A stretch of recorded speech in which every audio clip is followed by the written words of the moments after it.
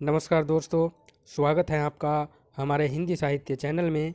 और मैं आशा करता हूँ कि सभी कुशल मंगल होंगे और अपने अध्ययन में पूरी तरह दोस्तों लगे हुए होंगे और पूरा प्रयास, पूरा समय आप अपनी पढ़ाई के लिए दे रहे होंगे। तो आज काफ़ी दिनों में हम यह वीडियो लेकर आए हैं जिसमें हम रीतिकाल का संपूर्ण अध्ययन करने वाले हैं। तो आइए हम रीतिकाल के ऊपर चर्चा करते हैं। तो हमारा जो प्रारंभिक विषय है रीतिकाल, उसको हम अच्छी तरह से तैयार करेंगे। तो आइए शुरू करते हैं। तो हिंदी की रीति काव्य परंपरा में रचना काल की दृष्टि से जो है वह सर्वप्रथम कवि कृपाराम है। यानी रीतिकाल की जो रचना है उसकी दृष्टि से जो प्रथम कवि हैं रीतिकाल के, वह कौन है? कृपाराम है। अगला बिंदु है सन 1541 ईस्वी में कृपाराम ने दोहा छंद में हित तरंगणी नामक रीति ग्रंथ की रचना की। यह 5 तरंगों में विभक्त है, यानी इसके जो है 5 भाग हैं, 5 प्रकार हैं। तो तीसरा बिंदु है हित तरंगणी ब्रज भाषा में रचित हिंदी सतसई काव्य परंपरा का प्रथम ग्रंथ है।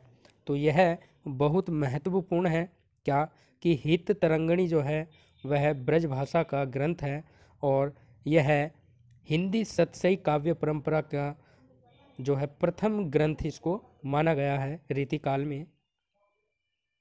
तो एक बार और इसका अध्ययन करते हैं। तो हिंदी की रीति काव्य परंपरा में रचना काल की दृष्टि से सर्वप्रथम कवि कौन है? कृपाराम है। दूसरा बिंदु है सन 1541 ईस्वी में कृपाराम ने दोहा छंद में हित तरंगणी नामक रीति ग्रंथ की रचना की। यह 5 तरंगों में विभक्त है और हित तरंगणी ब्रजभाषा में रचित हिंदी सतसई काव्य परंपरा का जो है प्रथम ग्रंथ है। तो यह सारे बिंदु आपको याद रखने हैं, बहुत ही महत्वपूर्ण बिंदु हैं। चलिए आगे चर्चा करते हैं। भक्ति काल के अन्य प्रमुख रीति निरूपक कवि निम्न हैं। यदि जिन्होंने भक्ति काल के अन्य प्रमुख रीति निरूपक कवि, यानी जिन्होंने भक्ति काल के साथ साथ रीति काल में भी रचनाएं की हैं, वह रीति और भक्ति काल के दोनों कवि कहलाते हैं, भक्ति काल के भी और रीति काल के भी। तो ऐसे कौन कौन से कवि हैं? तो पहले जो कवि हैं सुंदर कविराम। पहले कौन से हैं दोस्तों? सुंदर कविराम। तो सुंदर सिंगार 1631, यह इनकी रचना है। सुंदर कविराम की जो रचना है उसका क्या नाम है? सुंदर सिंगार। 1631 में इन्होंने लिखी। दूसरे हैं नियामत खां जान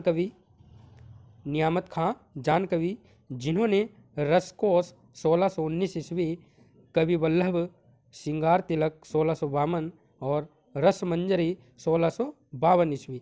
तो इन्होंने 2 रचनाएं, ये हैं 3 रचनाएं इन्होंने लिखी हैं नियामत खजान कवि ने। और तीसरे कवि हैं बलभद्र मिश्र, जिन्होंने सिख नख, बलभद्री व्याकरण, गोवर्धन सतसई, हनुमान नाटक और दूषण विचार, यह बलभद्र मिश्र की रचना है। तो एक बार और देखेंगे सुंदर कविराम। तो सुंदर कविराम की जो रचना है सुंदर सिंगार है, 1631 में लिखी इन्होंने।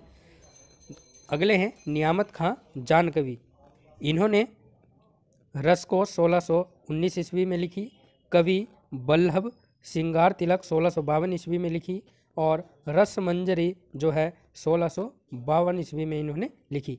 अगले हैं बलभद्र मिश्र, इन्होंने सिख नख, बलभद्री व्याकरण, गोवर्धन सतसई, हनुमान नाटक और दूषण विचार। चलिए आगे चलते हैं और देखते हैं अगले कवि कौन से हैं। तो नंबर 4 पर है मोहनलाल मिनरल। तो इन्होंने सिंगार सागर 1589 ईस्वी में लिखी। तो मोहनलाल मिनरल ने जो है श्रृंगार सागर लिखा और यह 1589 ईस्वी में इन्होंने लिखा। 5वीं है मुबारक। मुबारक जो है इन्होंने तिलक शतक और अलग शतक, यह 2 रचनाएं इन्होंने लिखी। मुबारक ने तिलक शतक और अलग शतक। अगले कवि हैं नरोत्तम दास। इन्होंने नरोत्तम दास का जन्म जो है सीतापुर जिले के वाड़ी नामक कस्बे में हुआ था। इनकी रचनाएं निम्न हैं। यानी नरोत्तम दास जो हैं वो प्रमुख कवि हैं, आपको याद रखना है। तो नरोत्तम दास का जन्म जो है सीतापुर जिले के वाड़ी नामक कस्बे में हुआ था। इनकी रचनाएं निम्न प्रकार हैं। तो सुदामा चरित खंड काव्य है और ध्रुव चरित्र और विचारमाला जो है इनकी रचनाएं हैं दोस्तों। चलिए एक बार और देख लेते हैं। मोहनलाल मिनरल ने श्रृंगार सागर 1589 ईस्वी में लिखी। और नंबर 5 पर है मुबारक, जिन्होंने तिलक शतक और अलग शतक 2 रचनाएं लिखी। और नंबर 6 है नरोत्तम दास और इनका जन्म सीतापुर जिले के वाड़ी नामक कस्बे में हुआ था और इनकी रचनाएं निम्न हैं। कौन कौन सी है? सुदामा चरित्र जो है वो खंड काव्य है और ध्रुव चरित्र जो है विचारमाला है। ठीक है, चलिए आगे चलते हैं।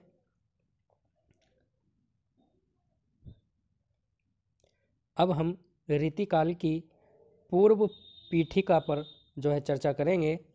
तो रीतिकाल का जो नामकरण है वो किस कवि ने रीतिकाल को क्या क्या नाम दिए हैं, उन सभी की चर्चा आज हम करेंगे।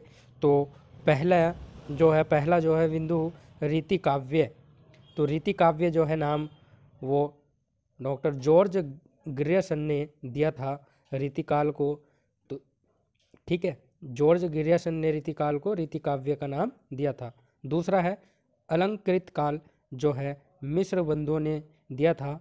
और आपको यह याद रखना है, मिश्र बंधु 3 भाई थे। कौन कौन से? श्याम बिहारी, सुखदेव बिहारी और गणेश बिहारी। ठीक है, ये तीनों क्या थे? भाई थे और इन तीनों को ही मिश्र बंधु कहा जाता है। इन्होंने रीतिकाल को अलंकृत काल कहा है। तीसरा है रीतिकाल। रीतिकाल जो है आचार्य रामचंद्र शुक्ल ने कहा और श्रृंगार काल आचार्य विश्वनाथ प्रसाद मिश्र ने कहा। रीतिकाल को श्रृंगार काल जो है आचार्य विश्वनाथ प्रसाद मिश्र ने कहा है। 5वां है कलाकाल। कलाकाल जो है डॉक्टर रमाशंकर शुक्ल ने दिया। और नंबर 6 है अंधकार। अंधकार काल, तो यह त्रिलोचन शास्त्री ने रीतिकाल का नामकरण किया। तो एक बार और देख लेंगे इनको। अंधकार काल त्रिलोचन शास्त्री ने कहा, कला काल डॉक्टर रमाशंकर शुक्ल ने कहा, श्रृंगार काल आचार्य विश्वनाथ प्रसाद मिश्र ने कहा और रीतिकाल आचार्य रामचंद्र शुक्ल ने कहा। और अलंकृत काल जो है मिश्र बंधुओं ने कहा, जो कि श्याम बिहारी, सुखदेव बिहारी और गणेश बिहारी हैं। और रीति काव्य जो है डॉक्टर जॉर्ज ग्रियर्सन ने कहा है। चलिए आगे चलते हैं। अब हम रीतिकाल के प्रवर्तक के संबंध में महत्वपूर्ण जानकारी और विद्वानों में मतभेद, यानी विद्वानों के विचारों में अलग अलग मतभेद हैं, उसके बारे में चर्चा करेंगे और रीतिकाल के प्रवर्तक के बारे में जानेंगे। तो पहला बिंदु है कृपाराम का रचना काल सन 1541 ईस्वी माना जाता है। इनको कालक्रम की दृष्टि से रीतिकाल का प्रवर्तक माना जाता है। दूसरा बिंदु है केशव दास का रचना काल 1555 से 1627 ईस्वी माना जाता है। डॉक्टर नगेंद्र ने रचना काल व्यक्तित्व की समृद्धि की दृष्टि से इनको रीतिकाल का प्रवर्तक माना है। तीसरा बिंदु है चिंतामणि का रचना काल सन 1643 ईस्वी माना जाता है। रामचंद्र शुक्ल ने अखंड परंपरा चलाने की दृष्टि से चिंतामणि को रीतिकाल का प्रवर्तक माना है। तो यह तीनों बिंदु जो हैं आपको याद रखने हैं। जो पहला बिंदु है कृपाराम का रचना काल, वह 1541 ईस्वी माना जाता है। इनको कालक्रम की दृष्टि से रीतिकाल का प्रवर्तक माना जाता है, यानी कालक्रम की दृष्टि से यह कौन है? रीतिकाल का इनको प्रवर्तक माना जाता है, कृपाराम को। दूसरा बिंदु जो है केशव दास का रचना काल 1555 ईस्वी से 1617 ईस्वी माना जाता है। डॉक्टर नगेंद्र ने रचनाकार व्यक्तित्व की समृद्धि की दृष्टि से इनको रीतिकाल का प्रवर्तक माना है। तीसरा बिंदु, चिंतामणि का रचना काल सन 1643 ईस्वी माना जाता है और रामचंद्र शुक्ल ने अखंड परंपरा चलाने की दृष्टि से चिंतामणि को रीतिकाल का प्रवर्तक माना है। तो आपको यह तीनों कवि याद रखने हैं, चिंतामणि और केशवदास और जी कृपराम। यह तीनों कवि क्या हैं, रीतिकाल के प्रवर्तक के रूप में विद्वान हैं। अब आचार्य विश्वनाथ मिश्र ने रीतिकाल व श्रृंगार काल को 3 भागों में जो है बांटा है। यह भी महत्वपूर्ण बिंदु है।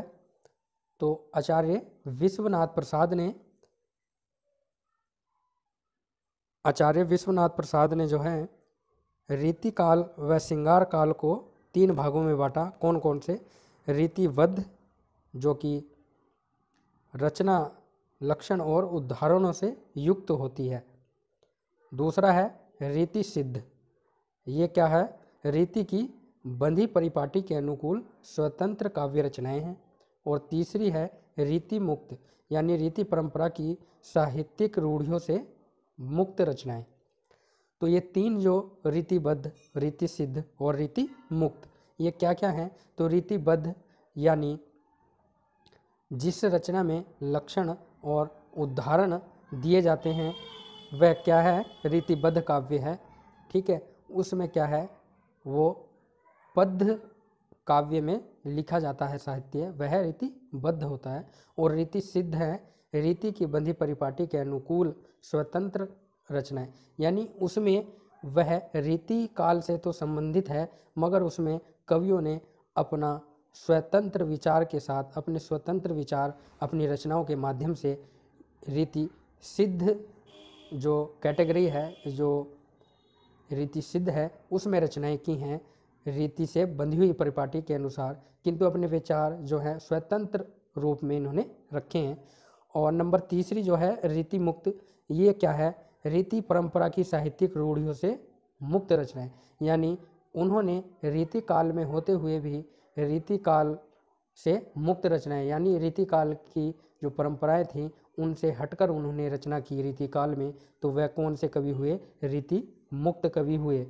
और जिन्होंने रीति काल की परंपराओं के साथ साथ अपने स्वतंत्र विचार भी अपनी रचनाओं में प्रकट किए वह रीति सिद्ध काव्य हुए। और जिन्होंने रीतिबद्ध यानी रीति काल से या रीति काल की जो परंपराएं थीं उनसे बंध कर जो रचनाएं की वह रीतिबद्ध कवि कहलाए। तो ये नीचे जो बिंदु है, आचार्य विश्वनाथ प्रसाद मिश्र के अनुसार जो रीति सिद्ध कवि हैं वह डॉक्टर नगेंद्र के अनुसार कौन से हैं? रीतिबद्ध कवि हैं। तो यह आपको याद रखना है। तो यह बिंदु आपको याद रखना है क्या कि आचार्य विश्वनाथ प्रसाद मिश्र के अनुसार जो रीति सिद्ध कवि हैं वह डॉक्टर नागेंद्र के अनुसार कौन से हैं? रीतिबद्ध कवि हैं। ठीक है, चलिए अगले बिंदु पर चर्चा करते हैं। और अगला बिंदु आ चुका है रीतिबद्ध कवि। तो रीतिबद्ध कवि कौन कौन से हैं? तो पहले केशवदास, दूसरे सेनापति, नंबर तीसरे जसवंत सिंह, नंबर 4 मतीराम, नंबर 6 भिकारी दास, नंबर 5 देव और नंबर 7 है दोस्तों पदाकर यानी पद्माकर। ठीक है, ये 7 कवि कौन से हैं? रीतिबद्ध कवि कहलाते हैं। 7 कवि कौन कौन से? केशवदास, सेनापति, जसवंत सिंह, मतीराम, भिकारी दास, देव और पद्माकर। ये 7 कवि क्या हैं? रीतिबद्ध कवि हैं। चलिए अब रीति सिद्ध कवि के बारे में जानेंगे। तो रीति सिद्ध कवि जो हैं वह कौन है? बिहारी लाल। तो रीति सिद्ध कवि बिहारी लाल हैं। ठीक है, इनको ही रीति सिद्ध कवि माना गया है। जो हिंदी के अनेक विद्वान हुए, आचार्य हुए, उन्होंने रीति सिद्ध कवि किनको माना? बिहारी लाल को माना है। अगले हैं रीति मुक्त कवि। रीति मुक्त कवि तो कौन कौन से हैं? रसखान हैं, शेख आलम है, घनानंद है और ठाकुर बोधा और द्विज देव। तो ये 6 जो कवि हैं वह रीतिमुक्त कवि कहलाते हैं। कौन कौन से? रसखान, शेख आलम, घनानंद, ठाकुर बोधा और द्विज देव। तो आज हमने जाना कि रीति सिद्ध कवि, रीति मुक्त कवि, रीतिबद्ध कवि और रीतिकाल की पूर्व पीठिका, ठीक है, और जो भक्ति काल और रीतिकाल के दोनों के कवि रहे, जिन्होंने भक्ति काल की रचना भी की और रीतिकाल की भी रचना की। अन्य अन्य ऐसी चर्चाएं हमने आज इस वीडियो में चर्चा की है। तो मैं आशा करता हूँ यह वीडियो आपकी परीक्षा के लिए अति महत्वपूर्ण रहेगी। इसलिए मैं आशा करता हूँ कि हमारे वीडियो आपको पसंद आई होगी। तो हमारे चैनल को सब्सक्राइब करें। हमारे चैनल का नाम है हिंदी साहित्य शुभम कुमार, हिंदी साहित्य शुभम कुमार। तो अब अगले अध्याय में मिलेंगे, तब तक के लिए दोस्तों नमस्कार, धन्यवाद।